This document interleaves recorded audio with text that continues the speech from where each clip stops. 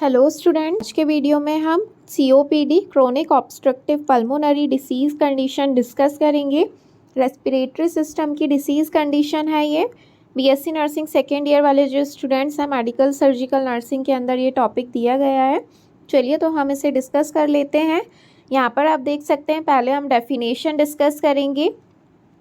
Chronic obstructive pulmonary disease is a chronic inflammatory lung disease that causes obstructed airflow from the lungs। जैसे कि आप लोग देख सकते हैं, chronic obstructive pulmonary disease जो है ये एक प्रकार की chronic inflammatory lung disease है। chronic मतलब कि जो लंबे समय के लिए जो डिसीज़ कंडीशन होती हैं उन्हें हम chronic disease कहते हैं। इन्फ्लेमेटरी मतलब इसमें जो लंग है उसमें इन्फ्लेमेशन हो रहा है, इसलिए इन्फ्लेमेटरी लंग डिसीज़ है। जो कि obstructed air flow from the lungs मतलब जो एयर फ्लो होता है लंग्स में, या जो एयर को एक्सचेंज करने में जो हेल्प करता है एयरवे, वहाँ पर क्या हो जाता है, इन्फ्लेमेशन हो जाता है और ऑब्स्ट्रक्शन हो जाता है। तो यहाँ पर हम देखेंगे कि इस कंडीशन में क्या क्या प्रेजेंट रहता है। तो यहाँ आप देख सकते हैं, emphysema and chronic bronchitis and asthma are the most common condition that contribute to COPD।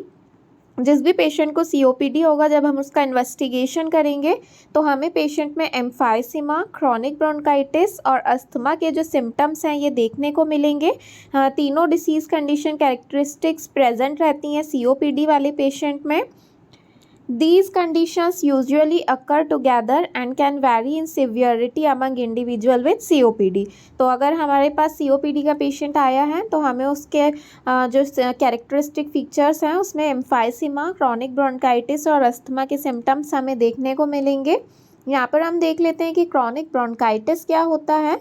तो ब्रोंकाइटिस से समझ आ रहा है कि जो ब्रोंकाई हैं लंग्स में उनमें इन्फ्लेमेशन हो जाता है, जिसे हम ब्रोंकाइटिस कहते हैं। तो यदि जो लंबे समय तक ब्रोंकाइटिस हो रहा है पेशेंट को और उसे ट्रीट ना किया जाए तो वो आगे चल के क्रॉनिक ब्रोंकाइटिस में जो है कन्वर्ट हो जाता है।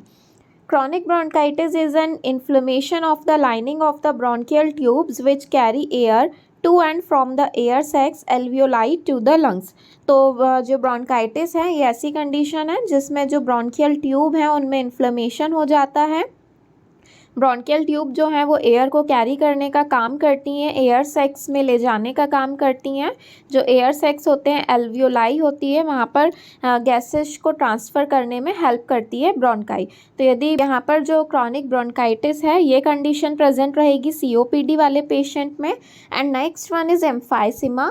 एम्फाइसीमा जो है ये एक ऐसी कंडीशन है, it is a condition in which the alveoli at the end of the smallest air passage bronchiole of the lungs are destroyed as a result of damaging exposure to cigarette smoke and other irritant gases and particulate matter।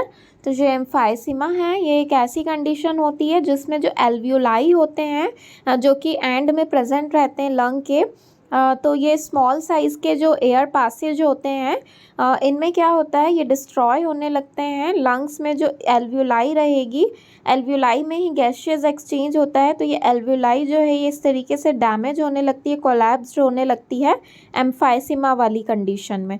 तो यदि patient में emphysema plus chronic bronchitis के symptoms हमें देखने को मिल रहे हैं तो ये आगे चल के जो पेशेंट को COPD की डिसीज़ कंडीशन कॉज करेगा। क्या कॉज हो सकते हैं, COPD होने के क्या कारण हो सकते हैं पेशेंट में।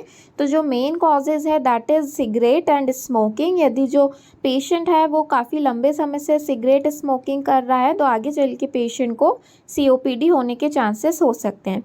Next one is air pollution. यदि जो पेशेंट है वो ऐसे एरिया में रहता है जहाँ पर एयर पॉल्यूशन बहुत ज़्यादा हो, जैसे कुछ फैक्ट्रीज़ वर्कर होते हैं जो फैक्ट्रीज़ में काम करते हैं, या फिर ऐसा एरिया जहाँ पर बहुत ज़्यादा पॉल्यूशन हो, तो उस एरिया में जो लोग रहते हैं उन्हें COPD होने के बहुत ज़्यादा चांसेस होते हैं।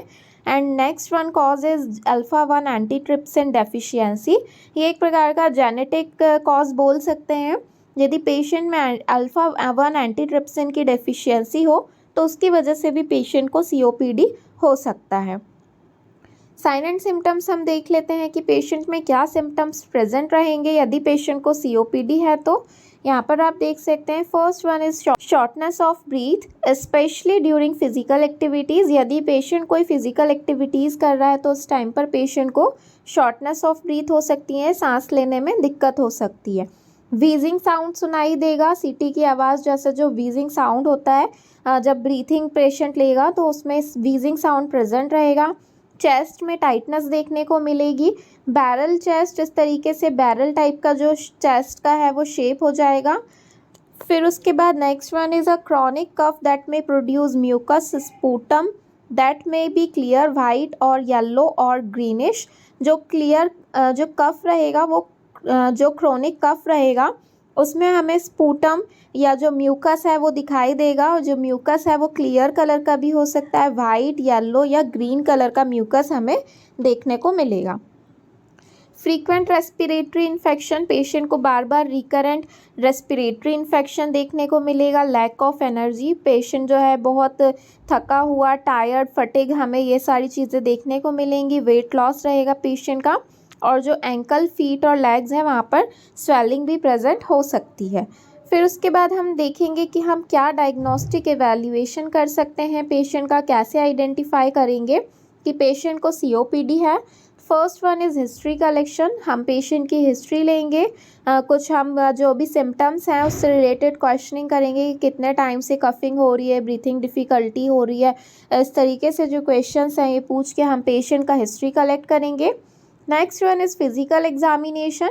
फिज़िकल एग्जामिनेशन में हम पूरा पेशेंट का इंस्पेक्शन, पाल्पेशन, परकशन, ऑस्कल्टेशन, ये सारे प्रोसीजर मेथड करके हम फिज़िकल एग्जामिनेशन करेंगे।